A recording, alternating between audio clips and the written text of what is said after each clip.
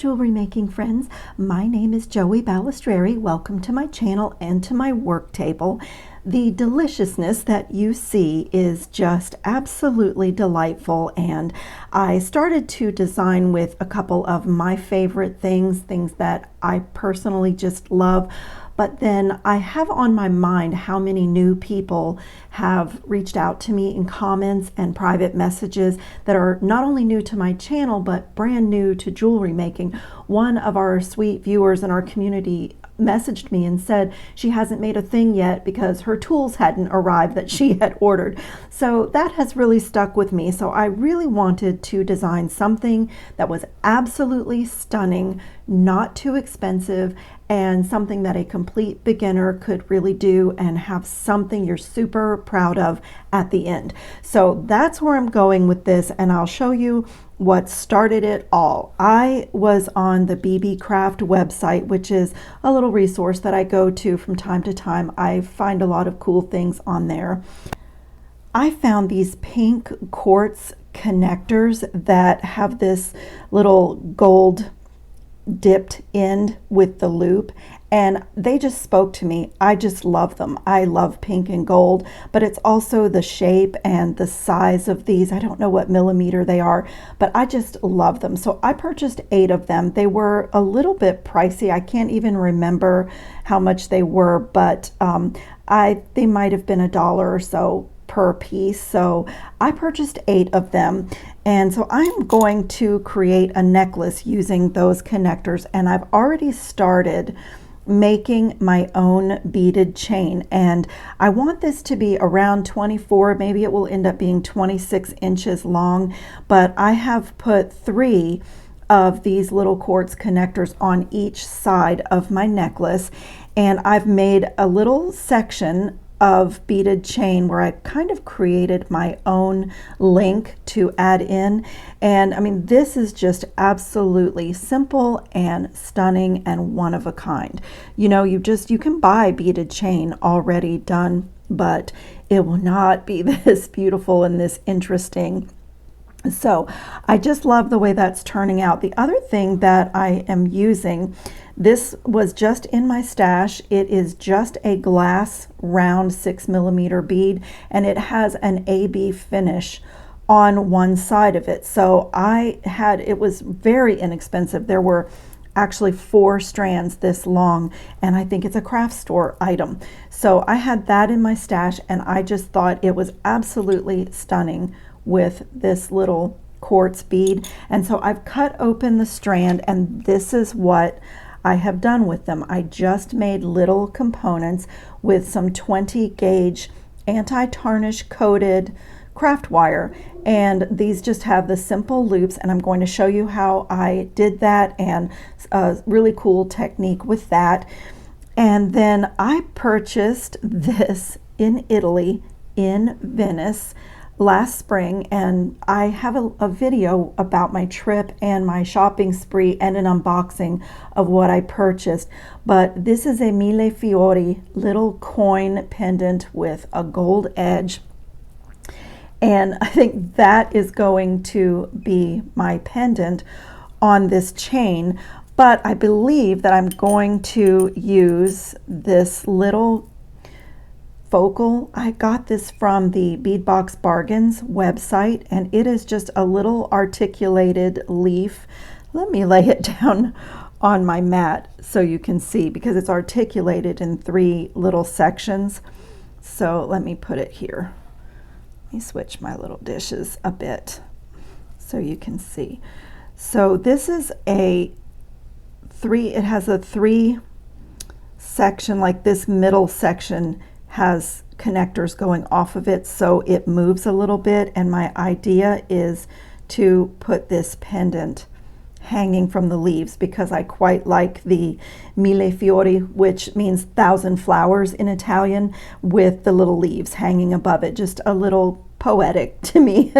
And you know, this would be keepsake jewelry, because I bought quite a few of these in a shop that was going out of business in Venice, and so I can link that video below. It was an amazing trip, really fun. I went by myself, and I spent time with friends and family, And so anyway, that's where I'm going with that.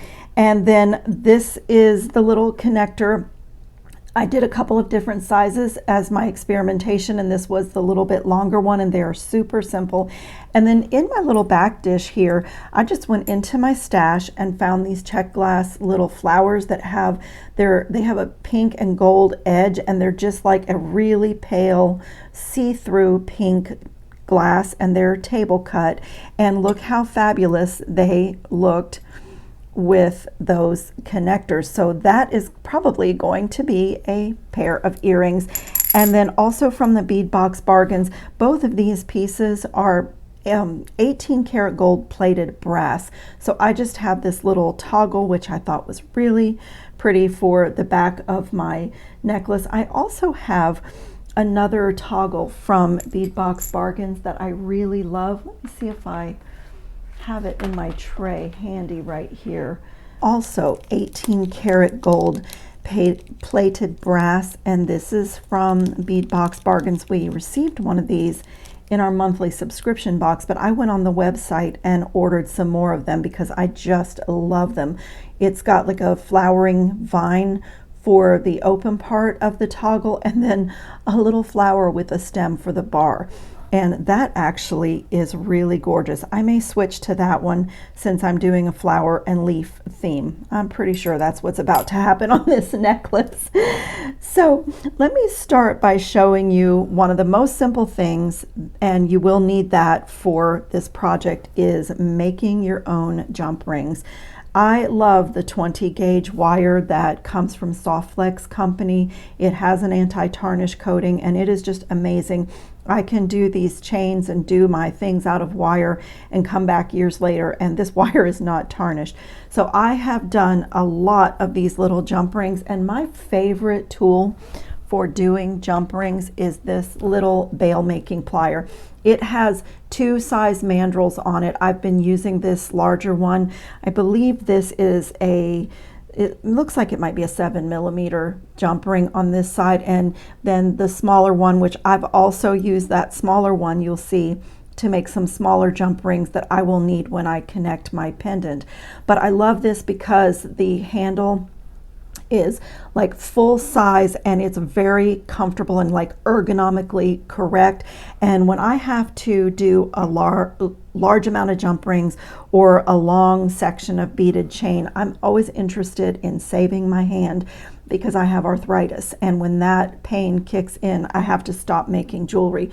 So a lot of my tips, even if you don't have pain in your hand, if you're going to make a lot of jewelry, a lot of my tips will save you from hand problems. So I'm just going to take a little length of the same 20 gauge wire that I am using in my piece, and with the anti-tarnish coating. And for this one, I'm going to use the smaller barrel, and I'm just going to get my wire in there and just pull it down so that I don't feel it there. So it's kind of flush in between those 2 barrels, and just push it around the barrel. I'm using the smaller one. I think this makes about, looks to me, I've really never measured it, but it looks to me like it's about a 5mm jump ring.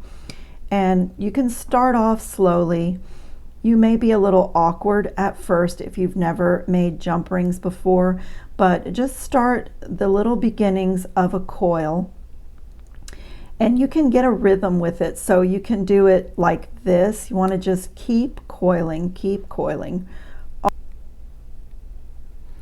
One of the reasons that I love to make my own jump rings is not only the anti-tarnish coating, but also because I'm using this same wire in my piece. I'm creating some components for my beaded chain, and if I've done anything else, and then all my wire matches. It's all the same color, and you know, the whole piece looks very professional. Another little thing that I do sometimes is just take my nylon jaw pliers to help me, just to get that last little bit of wire wrapped around the mandrel, just in case. It will give me an extra jump ring when I start cutting. So then you just slide that coil off. And the other thing I love about this particular bail making plier, if you can see the length of the plier, as opposed to a 6-step one where you have 6 different size options, but you have a really short area here in which to make a coil. And so if I'm doing a piece like this where I need a lot of jump rings, then I love having that long barrel. So I'm just going to slide that off. I have this little coil now. I'm going to take a flush cutter and take this flush side and find where I started coiling. So let me find my little end. Find where I started coiling, and with the flush side, I'm going to snip one little ring at a time. And so you get this perfect little jump ring, and you just simply do them one at a time. Don't try to be too fast and do several at once. Every now and then my cutter will get 2 at a time, but I try to just cut 1 at a time and cut all the way through in a straight line.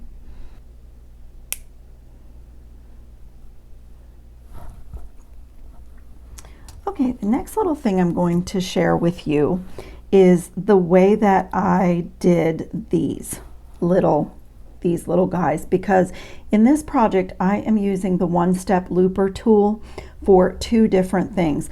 I'm using it to make this little part of my beaded chain in the smaller size, and I'm using it to make these little loops on here in the little bit larger size. And I will show you what I have done on those. So this is the 2 1/4 millimeter one-step looper, and I'm just going to take a little piece of that 20 gauge wire and put that wire in the tool. Now you can, if you have a bead on here, use the hole in the back of the tool, push that wire all the way through and use that hole to guide you. But when there's nothing on the wire and you just need a loop on the end, that would be wasting a lot of wire.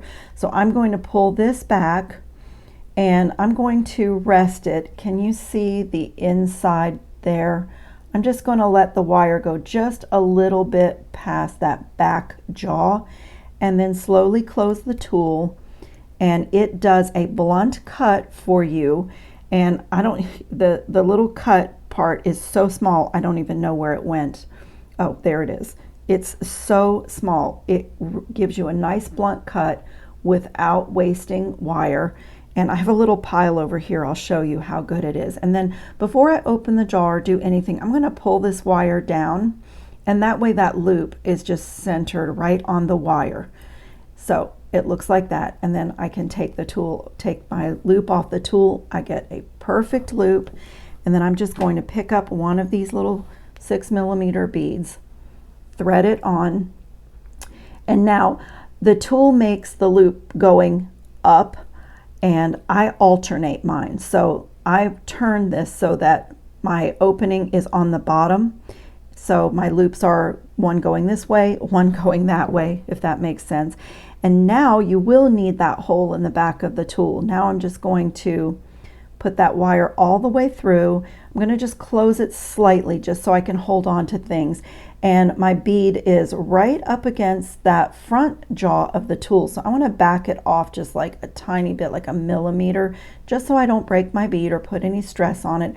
And then slowly close it. It does the blunt cut right there. I can take that piece away and then just pull that little bead down away from the jaw of the plier as I'm slowly closing it, and then I've centered everything and I'm not putting pressure on my bead. Now at this point, before you open the tool, now this one is perfectly straight, but if you ever put things in a little bit off and they're not lined up, you can easily take any plier, your nylon jaw pliers work, or anything, and just straighten up your loops. I don't need to do that on this, and I made a lot of loops with this tool, but I get perfect, consistent components every single time. And I save my hand, because when you make a lot of simple loops, like for a long beaded chain, that constant twisting motion on your wrist and this part of my hand will start to cause me big problems, and then I have to stop making jewelry. So let me do another one really quickly. And even a tiny little piece of wire, you can get those loops in there and get those components made. And then when I have a lot to do, I actually don't put the tool down. I'll actually just swing it out of the way, and get my bead on, keeping it in my hand, so if I can sit and make a whole pile of components that'll be ready to be connected into a beaded chain.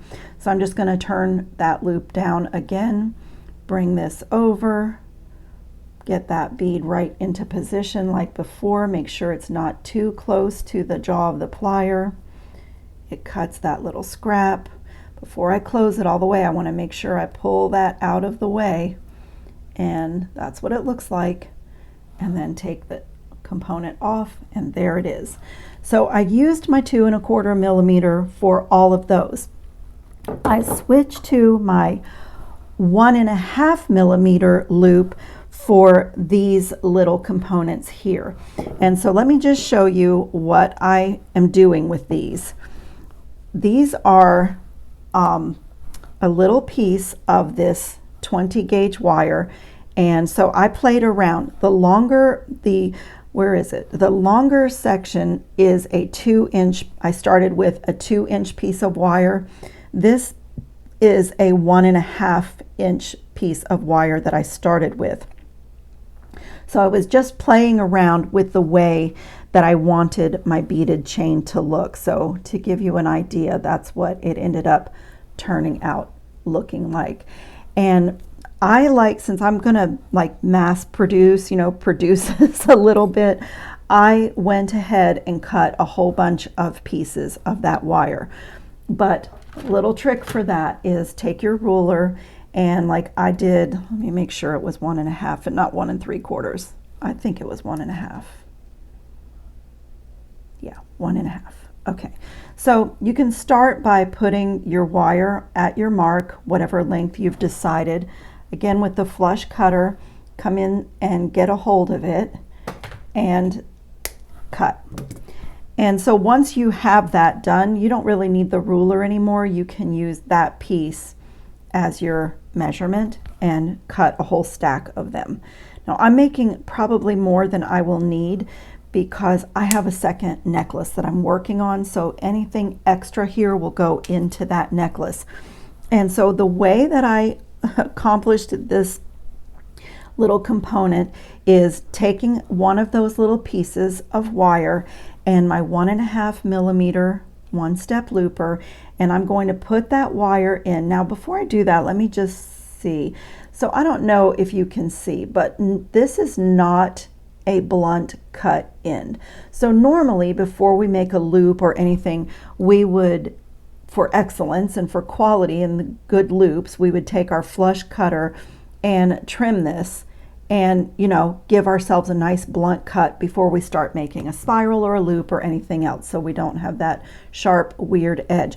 But with a 1-step looper, you can skip that step because it's going to do it for you. So I'm going to put that wire just in past the back jaw of the plier. I know it is very small. I don't know how well you can see it, but it is just barely past the back jaw of that plier, because this tool only needs enough space to wrap that wire around that little mandrel that's inside, and it does the wrapping and the cutting all in one step. So let me try to close it slowly so you can see. There's the cut, there's the loop, there is the tiny little scrap where it gave me a nice blunt cut, and then I'm going to pull the wire so that I have centered that loop on the wire. And again, if this was not straight, you've got a good grip on it in this tool. You could come in with your nylon jaw plier and straighten it if you need to. This one was straight, but just to show you the control you have, and you get this perfect little loop. Now I'm going to turn it the other way, and since this loop is going this way and the opening is there, I'm going to put that one down because I want my loops to go opposite, and I'm going to repeat the same thing on the other end of this piece of wire. Just get it right in there just past the jaw. It makes the cut. There is that tiny little scrap, made a nice blunt cut, and I have this perfect bar where my two loops are centered, and remove the tool. So from here I'm going to bring in my round nose pliers, I'm going to bring in my round nose pliers. If you're a beginner, you might want to take a Sharpie marker, and I'll just show you how easy it is. You might want to take a Sharpie marker and put a little mark on the barrel of your plier so that you know. I am eyeballing it, as we say, because I've made a lot of these, and I don't really bother doing that anymore, but it can definitely help you. Now, again, I'm eyeballing it, but I just want to get my plier right in the middle of that little bar that I just made. And if it's off a tiny bit, don't worry. In fact, I hope this one is. It looks like it even is, but if I'll show you how easy it is to line that up. And so if you'll notice, my loops are parallel to my mat. Can you see? The two loops are parallel to my mat, and I am just going to push those two loops toward each other around the barrel of my plier. So they didn't quite meet up. I was a little bit off, and that is totally okay. While it's still on my plier, I'm just going to use my nylon jaw pliers to get them to be together. And they are offset, but when I remove my plier, I can put it in and just gently nudge those loops to line up. And that is pretty much the component. Let me do a second one with you. We'll just run through it again. 1.5 millimeters one-step looper, and just put the wire just past the back jaw. Give it a close. Pull the wire down. So you can see that that loop was a little bit offset. It's totally okay. Just close it. And I always take the opportunity to work harden by opening and closing my pliers on that wire. It gives you the same effect as if you were to put it on a bench block and hammer it. Then I'm going to come to the other end of this wire. This loop is now going down. The opening on the bottom, where the loop opens, is on the bottom. Put this back in the tool, just past the back jaw. Let the tool give me a nice little blunt cut. Make my loop, pull the wire down. I can feel that this one is not quite flat, so let me straighten it out, take it off the tool, and now I can come back with my round nose plier, get that right in the middle as close as you can, and just push those two loops toward each other. And I want them to sit really close to each other, so I'm going to use my nylon jaw plier for that, and then just make sure that those two loops are sitting right beside each other. I really like my little small nylon jaw pliers from Beadsmith. These are great, especially when you have an anti-tarnish coating on your wire. You don't want to mar the wire, because if you've disturbed that coating, then you end up with tarnish later down the road. And I just want to show you how great that one-step looper is. This is my little tiny cut ends, almost zero waste. I mean, there's just almost no waste with that tool. And it gave me all those nice cut ends. So the next step is to take two of these components and a jump ring, thread on the widest part of that little teardrop loop, and then the widest part of the second one, and then close that jump ring really well. And I like to put my plier on the inside of my jump ring if I need to, if I feel like it's not a perfect circle. That looks, whoops, that looks great. Okay, and then I'm going to do a second jump ring just for architecture, just for the design element. It looks really, really good. It gives it the look of just a beautiful custom chain.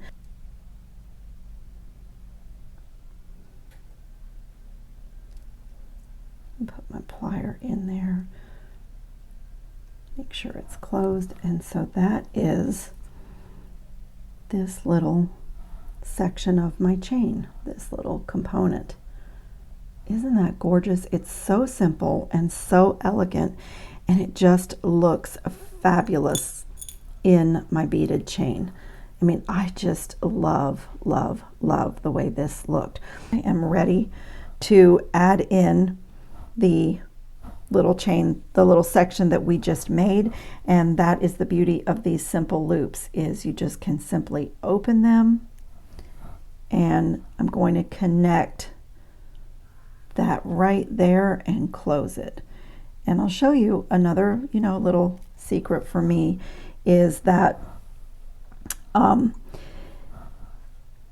try to keep my my design elements going through an entire piece in the pattern. So like on here, I did the double jump rings because I have double, whoops, let me get in the camera. On here, I did the double jump rings because I have the double loops here. So that just kind of keeps the design of my chain consistent and cohesive through the whole piece. And now on this end, I'm ready to attach another 3 of the little 6mm components that I made. And so this little pattern looks like this. And so I'm going to pause the camera here and make my length exactly the way that I want it for my beautiful beaded chain and create the other side. I've already got a lot of them done, and when I come back, it'll just be a second for you. We're going to create this beautiful little pendant together and put the clasp on this gorgeous piece. I just wanted to check in because I'm recreating the components. It's very repetitive, but I did want to share with you that I adjusted my pattern in my beaded chain simply because I really want, since I only have 6 of these little quartz components, I really did not want them to end up behind my neck. I want them to be right on the front of the necklace. So what I did is adjusted so that my quartz and my little section that I made, my little component out of wire, is separated by a single bead leading down to where my pendant or my drop is going to be created. And also I did that because I really want the pink in the quartz to be close, fairly close to my little Italian coin pendant, because there's such pretty pink flowers in that, and it sort of ties the design together. So I'm going to, I've just readjusted my chain, which is the beauty of making your own beaded chain. And also, it's the beauty of the simple loops, because you can very easily change things around if you need to make them lay differently. So I am just still making these little links with my 1-step looper, and I have 2 more to do.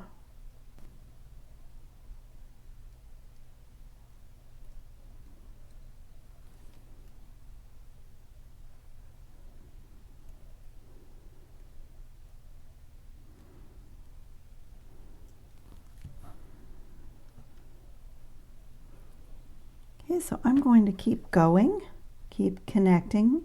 I have a few more components to make for the other side of my necklace, and I'll come back and we'll do the final connection of the clasp and the pendant in the front. This is the really fun part, when all of the components have been made and it's just connect, connect, connect, and the design starts to unfold right before your eyes. So I'm on my last few.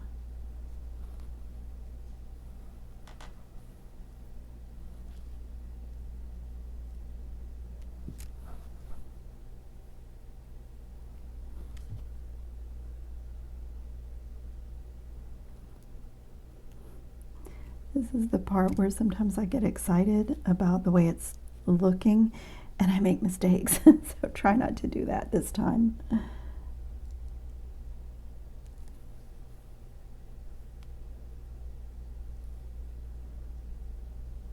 And you might notice I have the habit when I close the loop of opening and closing my pliers like that. It's just a habit, and it's kind of a good habit. It work hardens the little links that you have made when you do these. And so I hope that if you are a veteran jewelry maker and there's nothing new here for you, that at least you got some inspiration for making some kind of a beaded chain on your own. And if you're new to jewelry making, you know, this is a really easy technique and a way to make something that is absolutely gorgeous, that does, you know, looks professional. So as you see, I played with my pattern on my beaded chain, and you can do the same. When I first started making jewelry, one of my first projects was a beaded chain with my bead soup, where all I did were these components and just connected them.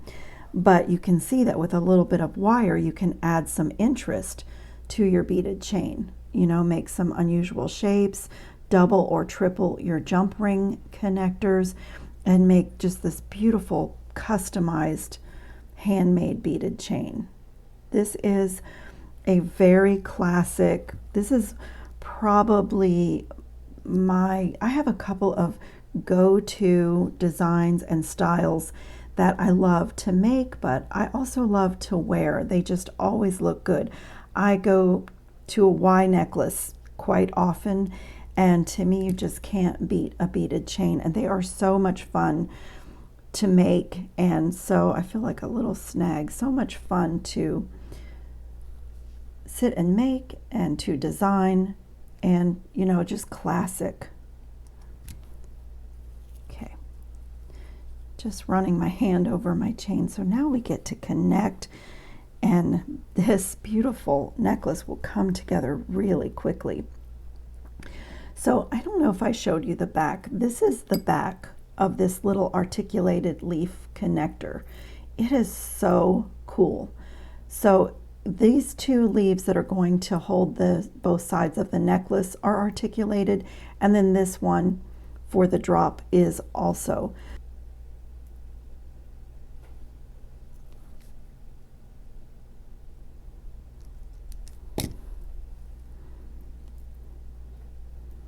Okay, so lovely. So now I'm going to take my little Italian glass lamp work, and I do need to remove the little bail that came on this, but I'm going to be really gentle and just slip it off and save that in case I ever want to disconnect and, you know, do something else. So also, I have to pay attention now for my pendant, since this is a coin and I need it to be facing forward.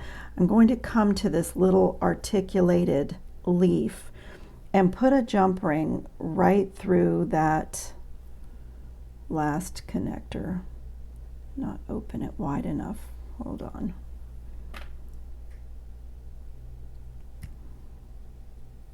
So I'm going to just slide a jump ring right through that last that little loop on the leaves, and make sure it's closed really well. Make sure it's a perfect circle.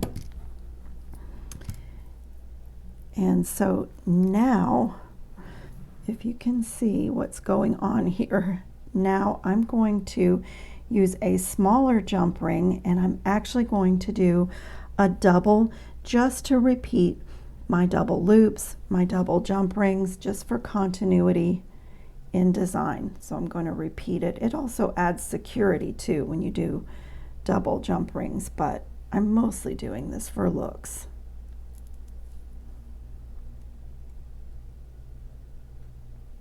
Just close that really, really well. And then I'm going to add the second jump ring.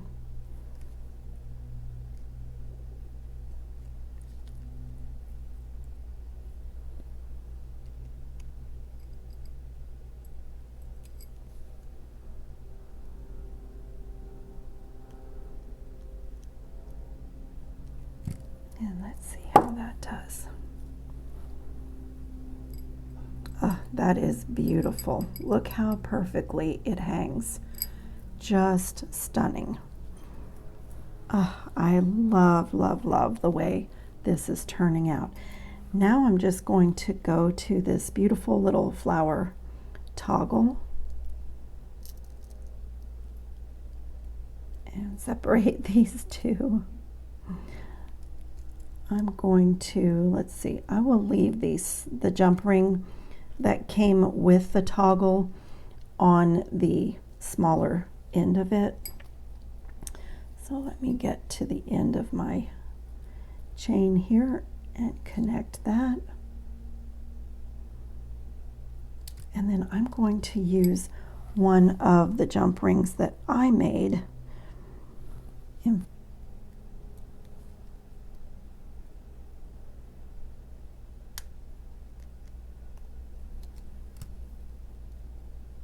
What a stunning piece of jewelry. I just love this, and it's really, really simple. Simple wire working, simple opening and closing of loops.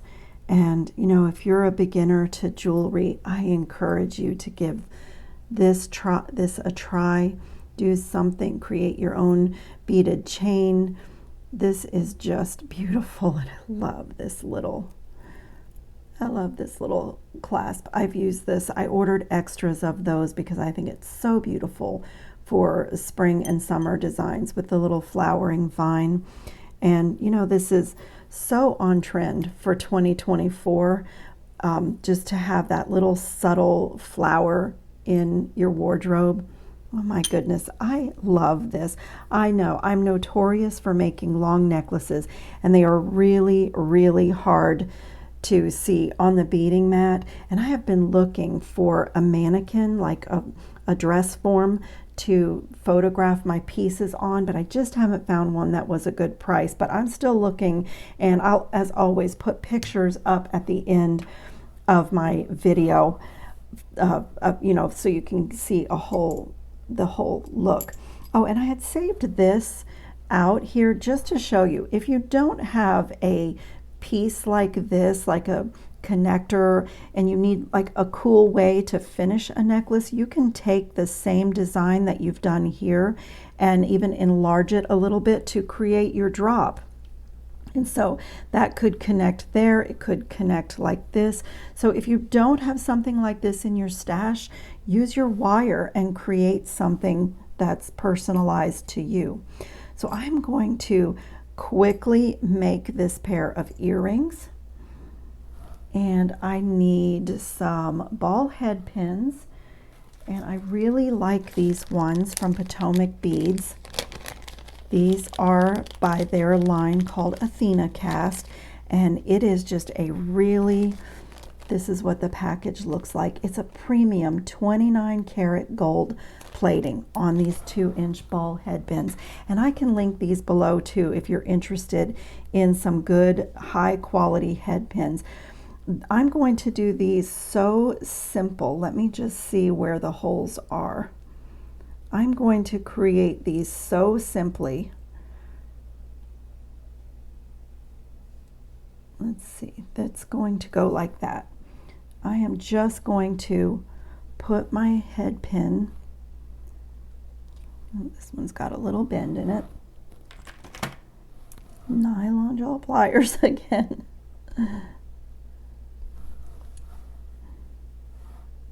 I'm just going to put my head pin right through. Look how beautiful that is with just that little dot of gold at the bottom.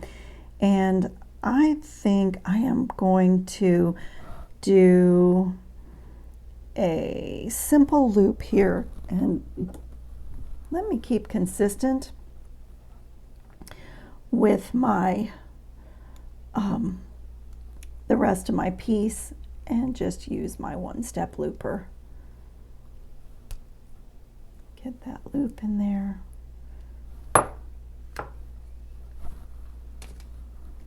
And then I'm just going to open this loop and attach it to the bottom of one of those connectors. And then if you've been on my channel before, you know that I will not put an ear wire on this because I keep the gold filled ear wires that are interchangeable and lever back in my jewelry wardrobe, and as I get in beautiful beads or make things, I don't need an ear wire every single time. So this is the little drops that were already on my gold filled interchangeable ear wires, and that's what I was wearing yesterday.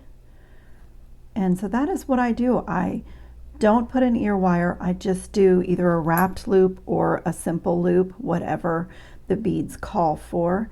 And I'm just going to slip that right down in there, and look at that beautiful earring. And I love having gold filled. It's high quality and it's really a nice metal to have in your ears. And so I really love putting that in my ears, but I love the ease of not having to come up with an ear wire every time I design earrings, because as a jewelry designer who gets a lot of beads, I get a lot of subscription boxes, you know, it is just so nice to just keep a good high quality pair in my wardrobe, and then as I make my earrings, I am ready to go. So I love this beautiful little set. It is so spring, summer, happy but elegant and super easy to make. It was a really fun, relaxing, for me, really fun, relaxing Sunday project. I think I worked maybe a total of 2 hours making all the components, so it was not too difficult. So I'm going to clean up my mat and put some pictures up of this project at the end. And if you have not sent me an email with pictures of your little furry faced helpers that are around your jewelry work tables, the community is really enjoying seeing everyone's pets. And so I would really love to have those, and I'll put my email in the description box below.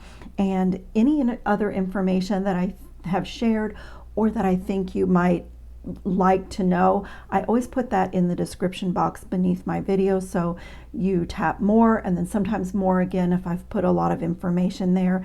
And I'd be really grateful if you consider subscribing to my channel if you have not. If you like my content, it's a really good way to support the channel and support my work, and so that would be really nice. And if you don't mind notifications, tap that bell underneath the video, and that way you won't miss anything when I upload it. But you know, you can subscribe without getting notifications if you don't want that. But I thank you so much for watching. I hope you found a little technique or some inspiration from my video. That's what I always hope. And I hope everyone is safe and well and having fun on their jewelry tables, on their work tables. Thanks everybody. Ciao, jewelry making friends.